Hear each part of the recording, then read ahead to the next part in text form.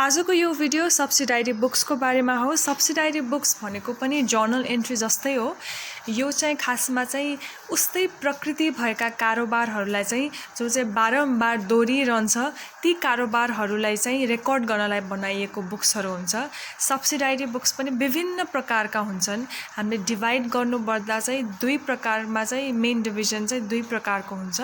ती हुन् cash book र अदर सब्सिडाइरिज बुक्स। सो क्याश बुकमा चाहिँ क्याशको नगदको जति पनि लेनदेन कारोबारहरू हुन्छ त्यसलाई चाहिँ रेकर्ड गर्छौँ भने अदर सब्सिडाइरी बुक्स भन्नाले प्राय चाहिँ उधारोमा गरिने कारोबारहरूलाई चाहिँ हामीले रेकर्ड गर्छौँ। जस्तै पर्चेस बुक हुन सक्छ, sales book, purchase return book, sales return book. सबै बुक्समा कारोबारहरू त्यसरी नै रेकर्ड गरिन्छ। त्यही भएर यो भिडियोमा मैले मेनली पर्चेस बुक र पर्चेस रिटर्न बुक चाहिँ कसरी मेन्टेन गरिन्छ त्यसको बारेमा चाहिँ एक्सप्लेन गरेको छु, एक्जाम्पल्सहरू पनि राखेको छु। सो सुरुमा हामी पढ्छौँ पर्चेस बुकको बारेमा। पर्चेस यानि कि सामान खरिद गर्दा त्यसको कारोबारहरू हुँदा चाहिँ त्यसलाई रेकर्ड गर्ने बुकलाई चाहिँ हामी पर्चेस बुक भन्छौँ। तर पर्चेस बुकमा चाहिँ हामीले नगदको कारोबार नराखिकन उधारोको कारोबारहरूलाई चाहिँ मेनली फोकस गर्छौँ। यसको फर्मेट चाहिँ यस प्रकार हुन्छ: date, particulars, invoice number, LF, details र टोटल अमाउन्ट। अब हामी यो फर्मेट बुझ्नलाई चाहिँ एउटा इक्जाम्पल नै गरेर हेर्छौँ।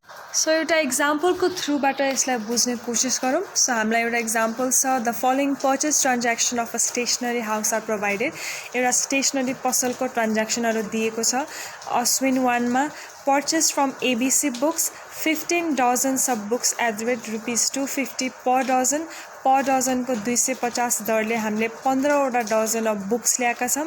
त्यसै गरी हामीले 25 दर्जन रुलर्स यानि कि स्केल ल्याएका छौँ र तपाईलाई लेस 5% ट्रेड डिस्काउन्ट भनेर दिएको छ। यो चाहिँ तपाईले 25 डजन्स अफ रुलर्समा पाउनु भएको हो है।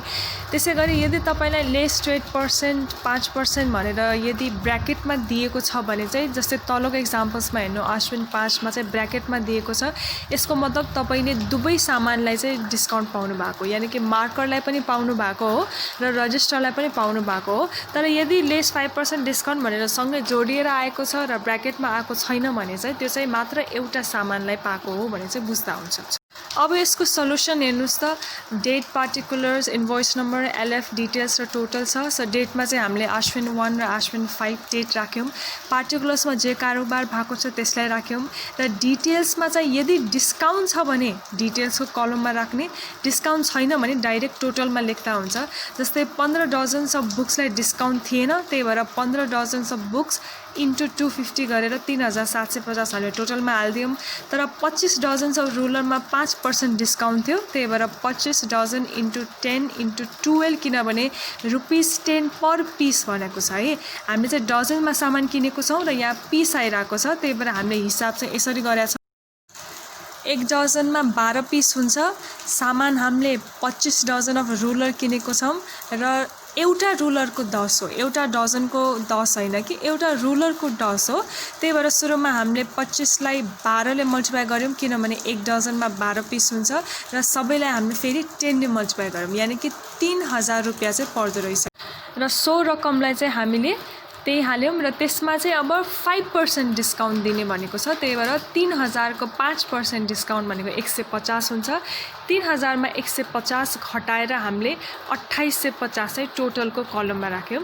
त्यसै गरी सेकेन्ड ट्रान्ज्याक्सन आकृति स्टेसनरीको थियो। यसमा ब्र्याकेटमा 7.5% डिस्काउन्ट भनेको दुवै यानि कि मार्करलाई पनि 7.5% डिस्काउन्ट र रजिस्टरलाई पनि 7.5 डिस्काउन्ट। त्यही भएर हामीले टोटलमा नलेखिकन सुरुमा डिटेल्समा लेख्यौँ। 150 piece of marker at the rate 40 each छ, त्यही भएर 150 इन्टु 40 गऱ्यौँ, 6000 लेख्यौँ डिटेल्समा।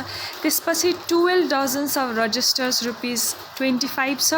12 इन्टु 25, यसमा चाहिँ 25 पर डजनकै अमाउन्ट हो, त्यही भएर 12 इन्टु 25 गऱ्यौँ, 3600 लेख्यौँ। त्यसपछि दुईटा अमाउन्ट 6000 र 3600लाई जोडिसकेपछि 9600 आयो र 9600 को चाहिँ 7.5% डिस्काउन्ट हामीले 720 र 9600बाट 700 घटाइसकेपछि 8880 आयो र लास्टमा टोटल निकालेछौँ। टोटल चाहिँ हामीले राइट साइडको टोटल यानि कि 3750, 2850 र 8880 तीनवटालाई नै जोडेर 15,480 निकाल्यौँ। सो यसरी चाहिँ हामी पर्चेस बुकमा रेकर्ड गर्छौँ। पर्चेस बुक जस्तै अर्को एउटा बुकमा पनि हामी चर्चा गर्नेछौँ, त्यो हो purchase return book. Purchase return भन्नाले हामीले खरिद गरेको सामानलाई चाहिँ फिर्ता पठाउनु।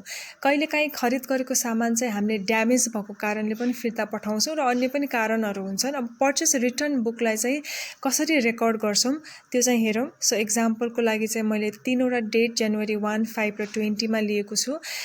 एसएनकोमा हामीले 10 टेबल 1000 दरको टेबललाई चाहिँ हामीले फिर्ता पठाएको छौँ।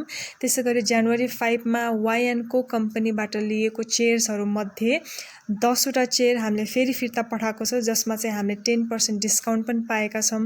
त्यसै गरी जनवरी 20 मा एक्सएनकोमा हामीले फिर्ता पठाएको छ सामान।